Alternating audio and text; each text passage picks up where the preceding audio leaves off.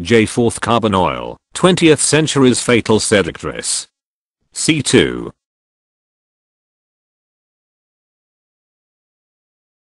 Oil, our deadly mercenary army, our central addiction of the 20th century. In 1900 the world produced 150 million barrels of oil, and, now in the early 21st century, 28 billion barrels per year, an 180-fold increase. Cheap oil has enabled our food production explosion, along with our explosion in population, urbanization, and mobility. Oil's been like having tens of personal slaves each, objectively, for we Westerners, or like an oppressive Western army, for the rest of the world. In 1900, 30% of us lived in cities. Thanks to oil, today 50% of us do. The grain harvest increased 400% in the 20th century. Mobility has exploded, or metastasized, if you will, a proliferation of cars, trains, planes. Today, all we, today's Westerners have ever known, is an oil-based civilization, though Gandhi said we Westerners had everything but civilization.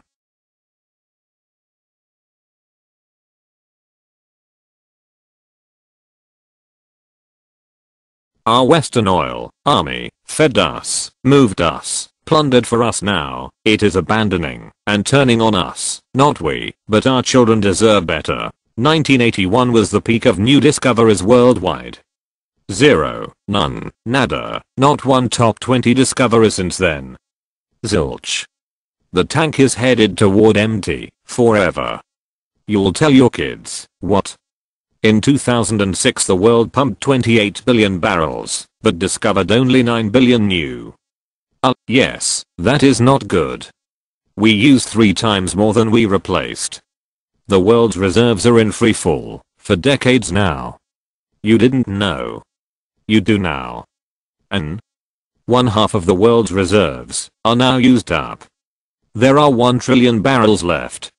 The first trillion was easy oil. What's left is tough oil.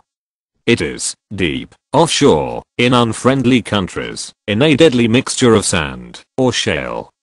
Dirtiest fuel on the planet. Peak oil is here. This is a totally different world, the one you are handing your children, and all of creation. So, what is the end game for you? Wars? Price explosion? Or are you ready to break a sweat, to hand creation something better?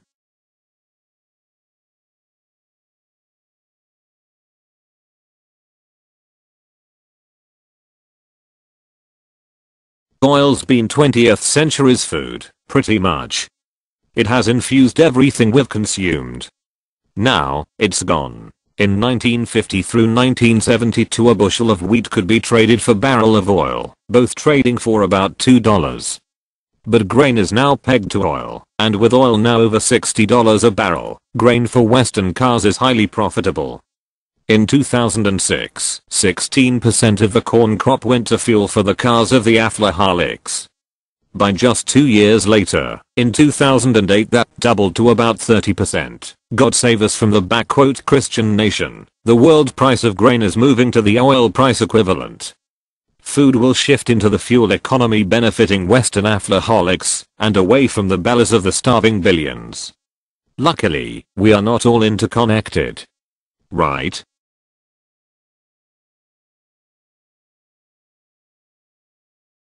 Cleaner oil is more than half gone.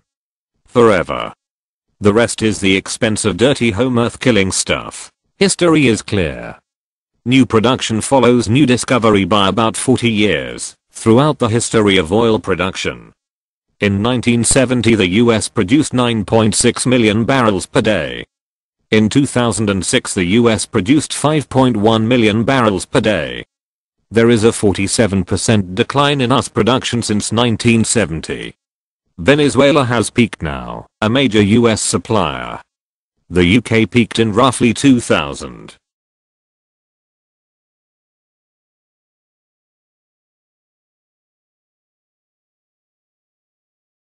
Oil in Russia and others is gushing.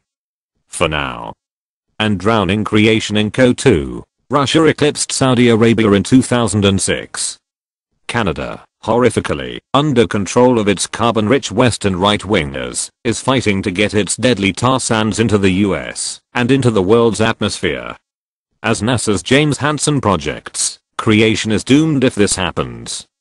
And so far, your sidelines sitting are making it a done deal. Other countries in drill baby drill mode, till you stop them are Kazakhstan, Algeria, Angola, Brazil, Nigeria, UAE, Libya.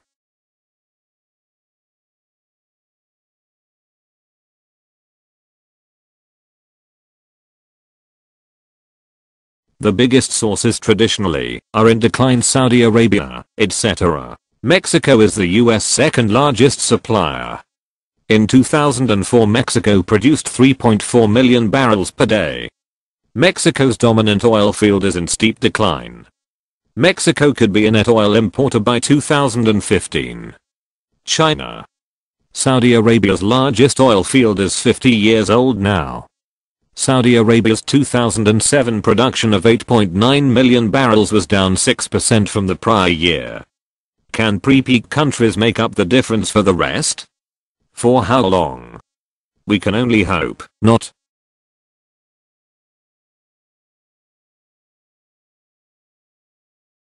Our global pushers, the Corp. SEs, now are fiercely pushing dirtiest oil. In decades there have not been any dramatic increases in exploration and development of traditional oil.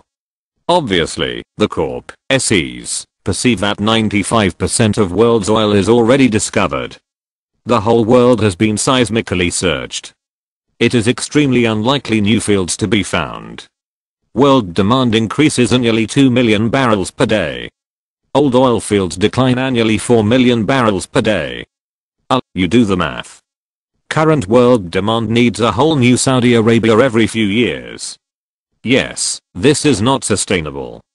If the oil coast had good prospects they'd be developing them. World production of 85 million barrels per day, declined Indiana 2007. Of the top 20 fields ever discovered, 18 were discovered between 1917 and 1970s. Not one of the top 20 oil fields has come since the 1970 sh. The planet is empty of new less deadly oil.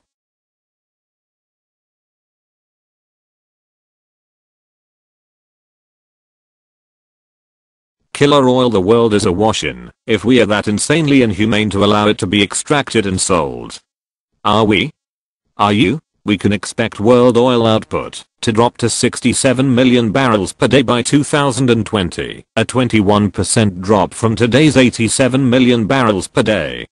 This is an oil supply drop per person of 32% in just 14 years. Are you thinking about the implications of this? The 5% of conventional oil left to be "discoveries" in the virgin, uncleanable, to be warred over Arctic as it melts, in the virgin, uncleanable, Alaska and more reserves. Deep. And this is only enough to delay the inevitable by months, or a few years. At what price? Tar sands and oil shale and carrageen are available in unimaginably huge and satanic quantities. Alberta has an estimated 1.1 trillion barrels. Venezuela has an estimated 0.4 trillion barrels. The US Rockies oil shale, carrageen it is called, is a massive supply. Several barrels of water for each barrel of oil. Canada's Alberta tar sands can supply only 7% US oil needs, 1.4 million barrels per day. Oh God.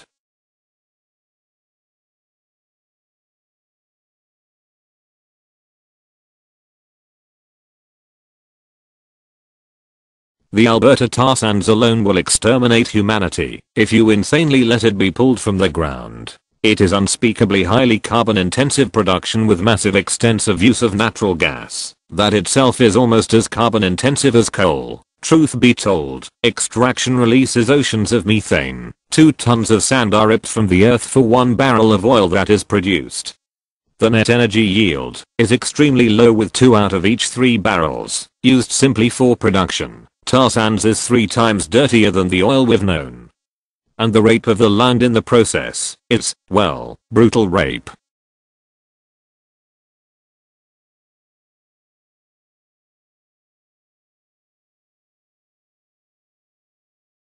As the less deadly oil goes scarce, wars, price extortion will abound. Rationing will be the norm. Prices will drive up and stay there. The transfer of wealth to the elites and countries that hate US will be enormous. And the wars for scarce oil?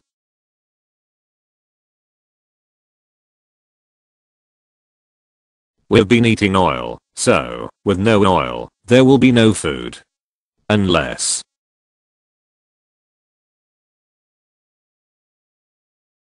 the oil army has been growing our food. Yes, oil has been an army of slaves for we Westerners. This army of oil is our tractors, irrigation pumps, fertilizer, phosphate, and potash mining. And now, developing countries too are moving from draft animals to tractors. Fertilizer uses 20% of farm energy use. Yes, oil. Urbanization necessitates that fertilizer replace human waste as fertilizer.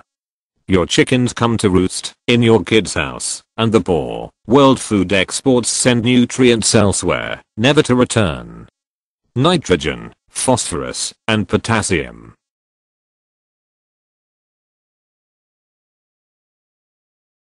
The slave oil arm has been irrigating our crops. In the US 19% of farm energy use is pumping water for irrigation. India, and in the US, water tables are falling. In India, 50% of all electricity is used for pumping water from wells that must be drilled deeper and deeper and deeper every year until no-till farming uses much less water and is helping in the few places it is being used.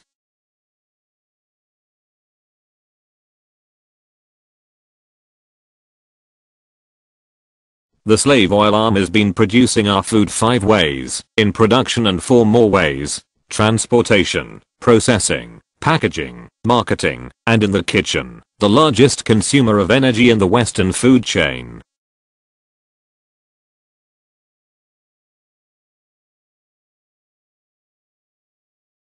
The US eats as much oil as entire UK uses for everything. We in the US use 12% of our oil in food, just for transportation from farm to consumer.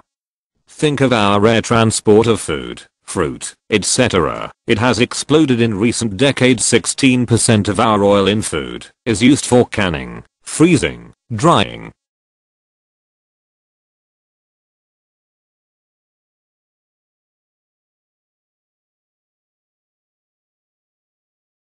The US kitchen is the food chain's greatest coal and oil pit. Oil and coal for cooking. Refrigeration is the biggest electricity user.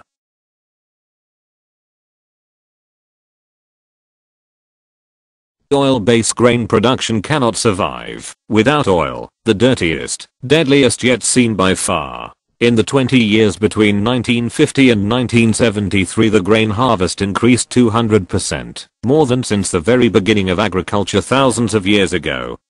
Thank you, criminal oil policy.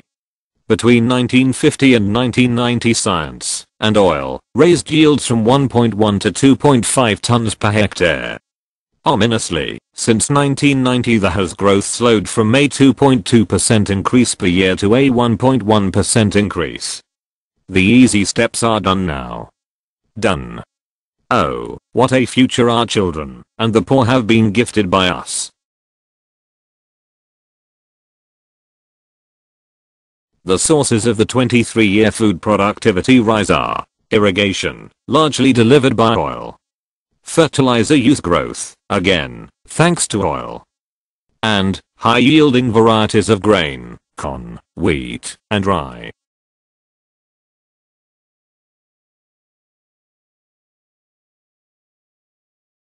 There has been a deficit, negative grain increase since 1994. Oh, the developing countries know.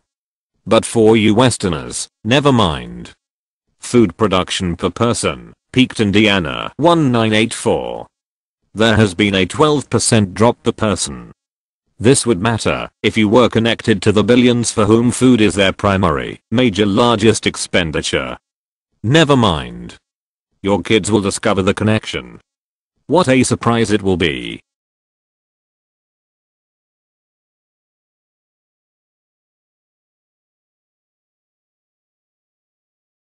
Soybeans have temporarily masked, delayed the mass hunger tidal wave. Soybeans have provided a "miraculous livestock, fish, and poultry supplement, greatly extending the weight and nutrient value of the other grains consumed." Soy is dominant in world agriculture now, a meteoric rise in production decimating global forests. Pass the chicken, steak and pork please. By 1990 more land was used by soy than wheat.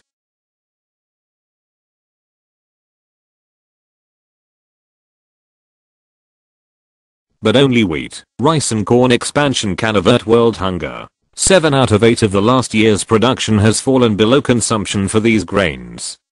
Grain reserves are at their lowest level in 34 years.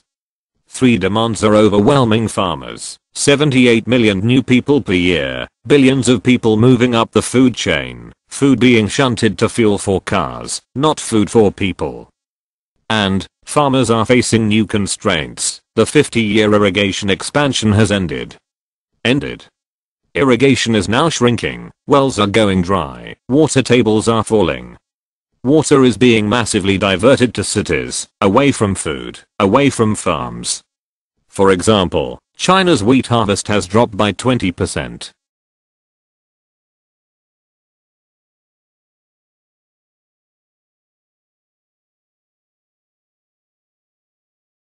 Every 1 degree rise in temperature from carbon equals a 10% decline in grain yields. Every 1 degree rise means more extreme weather events and more intense droughts. You currently have us on plan A, with an outlook of a roughly 1 degree rise in temperature every 10 years. So, with another 78 million people every year added, you are taking crop yields down another 40% by mid-century. But who will blame you personally?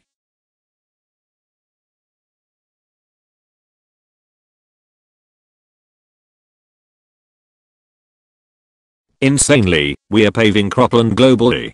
And we are doing it at an accelerating rate. Urban sprawl is going global, led by US. Industrializing countries like China are following our lead, like addicts. Furiously we are all construction homes, factories, roads, highways, parking lots. Goodbye cropland. Goodbye food. Hello hunger, just the poor, at first.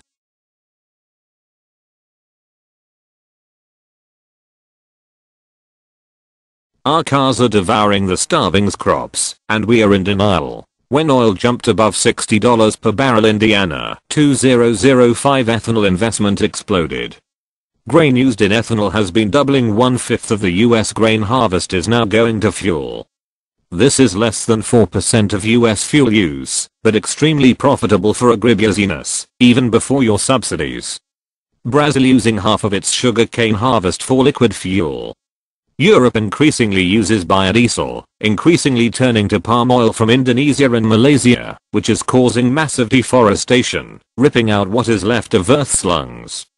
The Netherlands is withdrawing from the practice to avoid climate destruction, proving that humanity is still possible.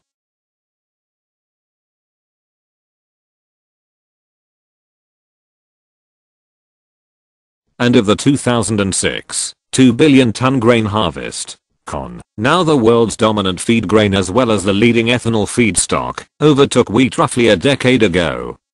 World corn harvest exceeded 700 million tons. Wheat was just under 600 million tons. Rice was 420 million tons. These constitute 85% of the 2 billion ton world grain harvest.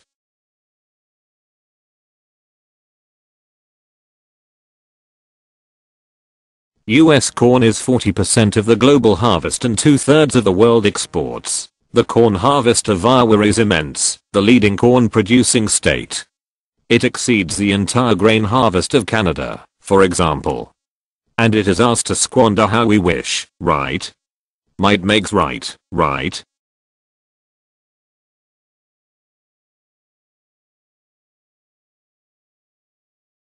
Iowa is now the epicenter of food into cars, instead of into starving bellies. Wow, just imagine what we'd do, if we weren't a Christian nation. Planned and in the words, our Iowa distiller is slated to consume 2.7 billion bushels, For our cars, not people's bellies. The total our corn harvest only 2.2 billion bushels. Japan, Egypt, and Mexico are the leading importers of US grain. Sorry folks, you'll have to go elsewhere. Oops, there is no elsewhere. Tough.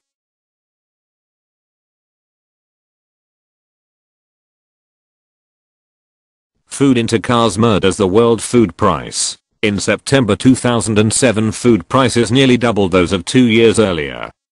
Catching. Wheat prices more than doubled. Soy prices went up more than half.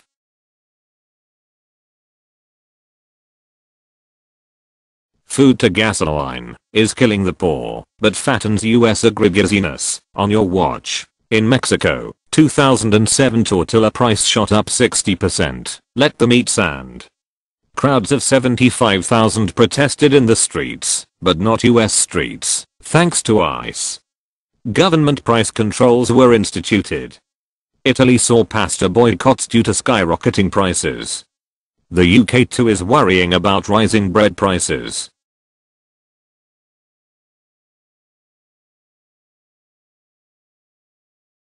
The grain to fill one SUV's 25-gallon tank just once feeds one person for a whole year. Too bad. Ha.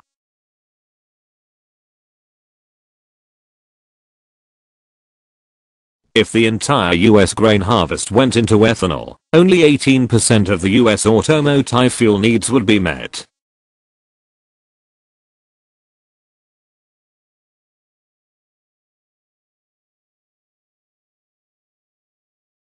World price of grain is nearing its oil equivalent value as the cause of alcoholics wins against hungry babies. Pro-life. The emerging competition between the owners of the world's 860 million automobiles and the 2 billion poorest people is uncharted territory for humanity, but not for inhumanity. And here comes China with another 1 billion cars.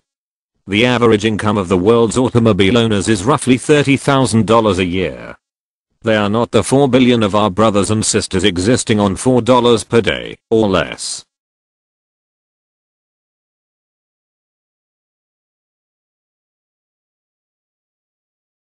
There are not alternatives to grain as food for people. There are alternatives to food as fuel for cars. The 4% of US automotive fuel currently supplied from ethanol could be achieved several times over, and at a fraction of the cost, simply by raising auto fuel efficiency standards by 20%. Yes, at a fraction of the cost. But no worries, who is going to blame you personally? Plus, the poor of the world can't reach you. Never mind about our US children in uniform. Other non-food fuels for cars are feasible, can be plentiful, and infinitely less cruel. The major alternatives include electric cars and plug-in hybrids. Wind is available for the gasoline equivalent of less than $1 a gallon with today's technologies.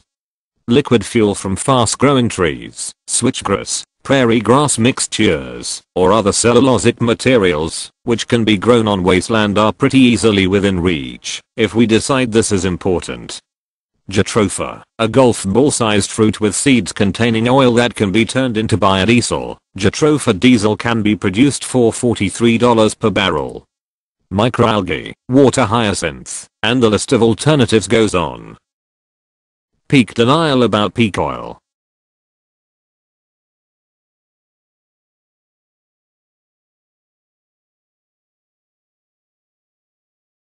Virtually all countries and their citizens are insanely denying world beyond peak oil.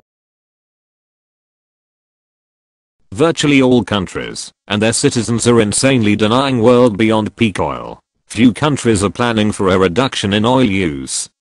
The US Department of Energy expects world oil consumption to go from roughly 85 million barrels or so a day at present to close to 120 million barrels a day by 2030.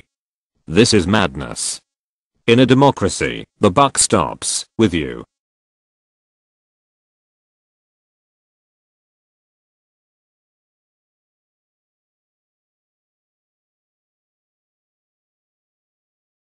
Modern cities have been able to run because of a slave army of oil. Until 1900, urbanization was, with a few exceptions, a slow, barely perceptible process. When the last century began, there were only a few cities with 1 million people. Today there are more than 400 such cities, and 20 megacities have 10 million or more residents. The metabolism of cities depends on concentrating vast amounts of food, water, and materials and then dispersing the resulting garbage and human waste. Only with oil, and secondarily coal, was this possible. Ah, a flawholism. Isn't it grand?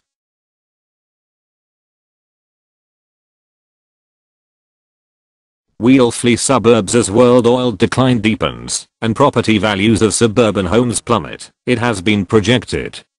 But in the meantime, we can take corn from the poor.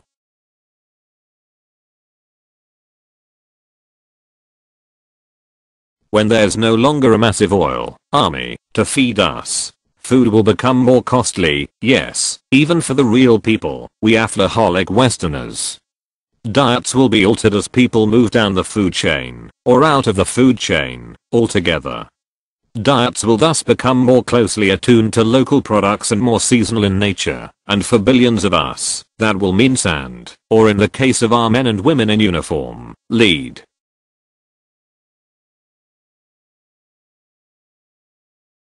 No oil, no cheap effort. Did you know that the emissions per passenger on a transatlantic flight is measured in tons of CO2? But of course, look at all the good that does for the true owners of the planet. You know, the 4 billion poor. Right?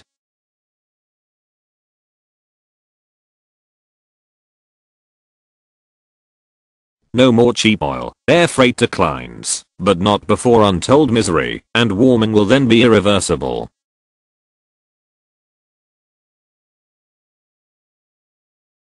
The coming mutiny of your slave oil army, one of the great fault lines in world economic history. Point out, not an academic issue for the 4 billion poor, or your kids.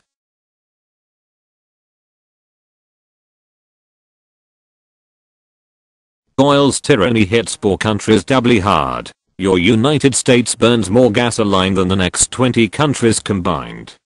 Will world population growth survive a continuing decline in world oil production? At what level of misery?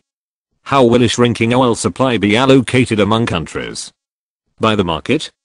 By negotiated international agreements? By war? Not by sane, humane, compassionate wartime speed switch to efficiency, wind, solar, and non-food biofuel, right? Can civilization itself survive the stresses associated with falling oil production at a time when food prices are rising and the stresses from climate change are mounting? Business as usual, plan A. Nope.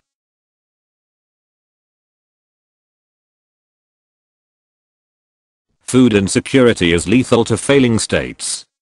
But why should you care? 50 years of hunger reduction is now being reversed. Recent reports indicate that the halving of hunger committed for 2015 is being moved out to after 2100 MDG, Millennial Development Goals. No worries, only the poor and our kids in uniform will soon be affected.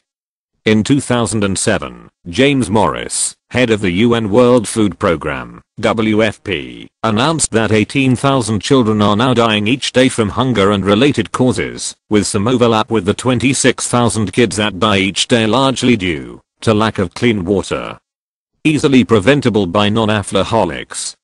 The number of people in developing countries who are hungry and malnourished, which declined from 960 million in 1970 to 800 million in 1996, has turned upward, reaching 830 million in 2003. Sharp rise in grain prices, sharp drop in food assistance. United States, by far the largest food aid donor, saw the price of a ton of food aid in 2007 climb to $611, up from $363 per ton in 2004.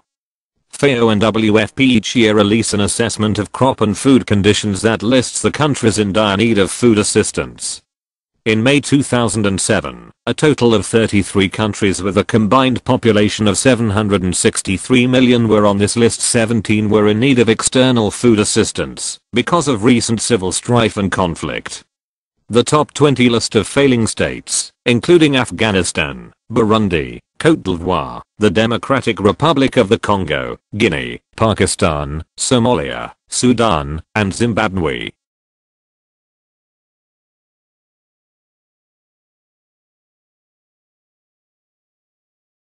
The most looming threat to food security is yours, the US grain harvest into fuel for cars. But now, return to the more important matters your life is consumed with. Never mind.